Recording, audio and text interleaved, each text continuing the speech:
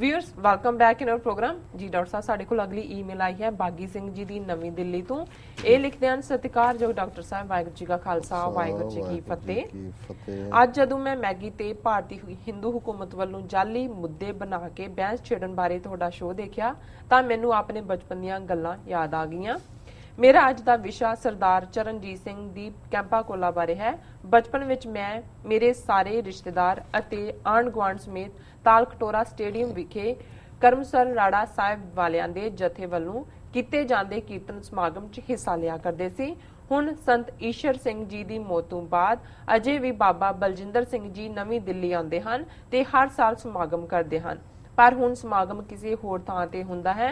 मैं इत्थे किसी दी बुराई नहीं करनी चाहता, पर बाबा बलजिंदर सिंह जी बारे मेरे विचार बिल्कुल बदल गए हैं। हुण वो भारत दी हिंदू सरकार विरोध कुछ नहीं बोलते। इत्थों तक कि इस वार 6 जून 2015 ਨੂੰ ਉਹਨਾਂ ਨੇ ਹਿੰਦੂ ਵਿਚਾਰਧਾਰਾ ਦੇ ਧਾਰਨੀ ਹਰਨਾਮ ਸਿੰਘ ਧੁੰਮਾ ਦੇ ਸਮਾਗਮ 'ਚ ਸ਼ਿਰਕਤ ਕੀਤੀ। ਹੁਣ ਮੇਰੇ ਅੱਗੇ ਬਾਬਾ ਈਸ਼ਰ ਸਿੰਘ ਦੀ ਜ਼ਿੰਦਗੀ ਬਾਰੇ ਛੰਕੇ ਖੜੇ ਹੋ ਗਏ ਹਨ। ਮੈਂ ਉਹਨਾਂ ਬਾਰੇ ਠੀਕ ਸੋਚ ਨਹੀਂ ਪਾ ਰਿਹਾ। ਕਿਰਪਾ ਕਰਕੇ ਇਹ ਨਾ ਸਮਝਿਆ ਜਾਵੇ ਕਿ ਮੈਂ ਇਹਨਾਂ ਸੰਤਾਂ ਨੂੰ ਫੋਲੋ ਕਰਦਾ ਹਾਂ। ਮੁੱਦੇ ਤੇ ਆਵਾਂ। ਰਾੜੇ ਵਾਲੇ ਸੰਤ ਨਵੀਂ ਦਿੱਲੀ ਦੇ ਤਾਲਕਟੋਰਾ ਗਾਰਡਨ ਇਲਾਕੇ 'ਚ ਕੀਰਤਨ ਸਮਾਗਮ ਕਰਿਆ ਕਰਦੇ ਸੀ। ਇਹ ਸਾਡੀਆਂ ਗਰਮੀਆਂ ਦੀਆਂ 2 ਮਹੀਨੇ ਦੀਆਂ ਛੁੱਟੀਆਂ 'ਚ ਹੋਇਆ ਕਰਦਾ ਸੀ। मैं इस माहौल च बड़ा आनंद मानिया करदा सी। अपने बापू जी नाल पहली कतार च बैठिया करदा सी। कैंपा कोला दे मालक सरदार चरणजीत सिंह समागम दे पहले दिन तो आखिरी दिन तक निष्काम सेवा करदे सन। नवीं दिल्ली दे सिखां विच इह समागम बड़ा प्रसिद्ध सी अते कैंपा कोला दी सेवा तो सारे जाणू सन। समागम के अखीरले दिन असी सारे फ्रेंड्स कलोनी नवीं दिल्ली विखे चरणजीत सिंह होरां दे घर जांदे सी। फिर 90वियां च हिंदू विचारधारा वाला सिख मनमोहन सिंह वित्त मंत्री बनिया ते मोटेक सिंह आलूवलिया प्लानिंग कमिशन दा प्रधान बनिया। मोटेक इन्हां लोकां ने मल्टीनैशनल कंपनीज नूं लियाउण थल्ले कैंपा कोला नूं पूरी तरह तबाह कर दिता।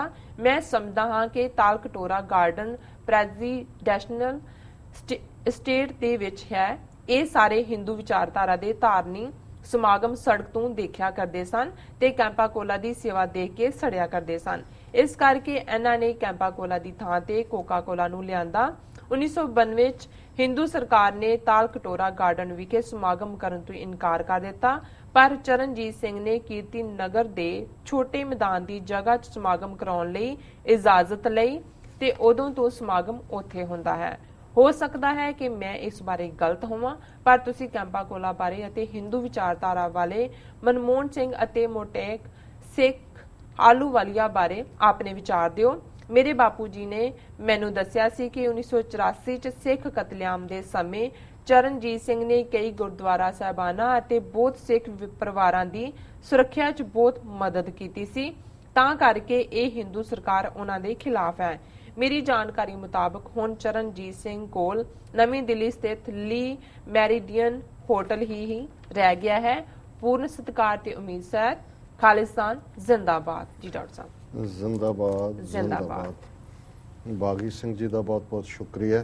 उन्होंने दिल्ली तो लिखे और जिवें उन्होंने शुरू च ही कहा है भी असी जिस तरीके नाल भारत चों मैगी दे वपार नूं बंद करवाया गया, ये चार्ज ला के कि जी मैगी दे विच एक्सट्रा लैड हुंदा है और इन्ना उन्हां दा ईवन स्टॉक भी डिस्ट्रॉय उन्हां नूं करना पिया कि स्टॉक नूं साड़न दे लई उन्होंने 20 करोड़ रुपया जिहड़ा किसी कंपनी नूं दिता कि उन्होंने डिस्ट्रॉय करना। सो ज़ाहिर है कि जो ही उन्होंने खत्म किया नाल ही रामदेव की अध उबली जी जी है कोई मैगी वर्गा कुछ होर आटा जिहड़ा है वो बेचना शुरू कर दिता। सो ज़ाहिर है कि बड़े प्लान तरीके दे नाल जिथे इन्हां मल्टीनैशनल्स नूं एक पासे कह रहे हैं जी कि इन्वेस्टमेंट करो, दूजे पासे ये वरतार है जिस तरीके नाल 9000 तो ज़्यादा उत्थे जिहड़ियां NGOs ने उन्हां नूं बैन कीता है और कल ही उहदा एक नतीजे वजों ईवन फोर्ड फाउंडेशन ने जिहड़ा $4 मिलियन दा उन्हां दा बच्चों माल न्यूट्रिशन के दूजे वो भी उन्होंने फ्रीज कर दिता है फोर्ड फाउंडेशन ने। और मैं देख रहा सी कि 1950s दे विच फोर्ड फाउंडेशन ने अपना काम भारत शुरू किया है।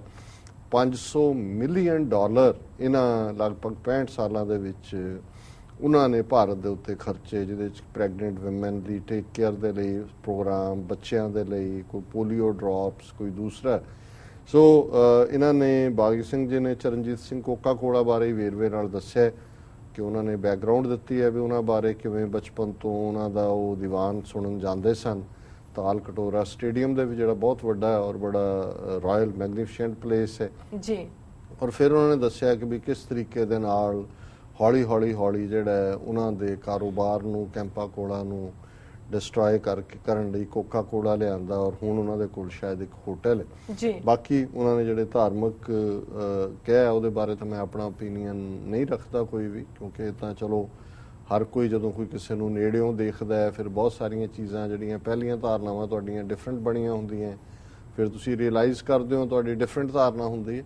ਪਰ ਮੇਰੇ ਖਿਆਲ ਇੱਕ ਪਾਰਟ ਜਿਹੜਾ ਇਹਨਾਂ ਨੇ ਮੈਂਸ਼ਨ ਨਹੀਂ ਕੀਤਾ ਜਾਂ ਸ਼ਾਇਦ ਇਹਨਾਂ ਦੇ ਗਿਆਨ 'ਚ ਨਾ ਹੋਏ ਕਿ ਨਵੰਬਰ 84 ਦੀ ਸਿੱਖ ਨਸਲਕੁਸ਼ੀ ਦੇ ਦੌਰਾਨ ਚਰਨਜੀਤ ਸਿੰਘ ਕੋਕਾ ਕੋਲਾ ਦੀਆਂ ਫੈਕਟਰੀਆਂ ਵੀ ਸਾੜ ਦਿੱਤੀਆਂ ਗਈਆਂ ਸੀ ਔਰ ਉਹਨਾਂ ਨੇ ਹਾਲਾਂਕਿ ਕਿਹਾ ਵੀ ਬਹੁਤ ਸਾਰਿਆਂ ਨੂੰ ਉਹਨਾਂ ਨੇ ਸ਼ੈਲਟਰ ਦਿੱਤੀ ਜਾਂ ਬਚਾਇਆ, ਪਰ ਮੈਨੂੰ ਲੱਗਦਾ ਹੈ ਵੀ ਈਵਨ ਹਾਲਾਂਕਿ ਕੋਈ ਚਰਨਜੀਤ ਸਿੰਘ ਕੋਕਾ ਕੋਲਾ ਨੇ ਜਦੋਂ ਇਹ ਬ੍ਰਿਟਿਸ਼ ਜਿਹੜਾ ਆਪਣਾ ਇੰਨਾ ਵੱਡਾ ਐਮਪਾਇਰ ਸਥਾਪਿਤ ਵੀ ਕੀਤਾ ਸੀ, ਉਹ ਵੀ ਕੋਈ ਬਿਨਾਂ ਲਿੰਕਸ ਤੋਂ ਨਹੀਂ ਸੀ। ਚਰਨਜੀਤ ਸਿੰਘ ਕੋਕਾ ਕੋਲਾ ਇੰਦਰਾ ਗਾਂਧੀ ਦੇ ਬਹੁਤ ਨੇੜੇ ਸੀ ਜੀ, ਇਹ ਸਾਰੇ ਕਾਂਗਰਸੀ ਸੀ, ਕਿਉਂਕਿ ਜਿਹੜਾ ਵੀ ਵਪਾਰੀ ਹੈ ਉਹ ਜਦੋਂ ਰੂਲਿੰਗ ਧਿਰ ਦੇ ਨੇੜੇ ਹੁੰਦਾ ਹੈ, ਹੁਣ ਇਹ ਮਨਜਿੰਦਰ ਸਿਰਸਾ ਜਾਂ ਮਨਜੀਤ ਜੀਕੇ ਜਾਂ ਦੂਜੇ ਜਿਹੜੇ ਨੇ ਇਹ ਜੋ ਤੁਰੇ ਹੋਏ ਨੇ, ਔਰ ਇਹ ਸਾਰੇ ਦਾ ਰੀਜ਼ਨ ਹੀ ਇਹ ਹੈ ਕਿ ਵੀ ਇਹਨਾਂ ਨੇ ਵਪਾਰਕ ਆਪਣੇ ਪ੍ਰੋਫਿਟ ਕੱਢਣੇ ਨੇ, ਉਹਦੇ 'ਚ ਕਾਰੋਬਾਰ ਲੈਣੇ ਨੇ।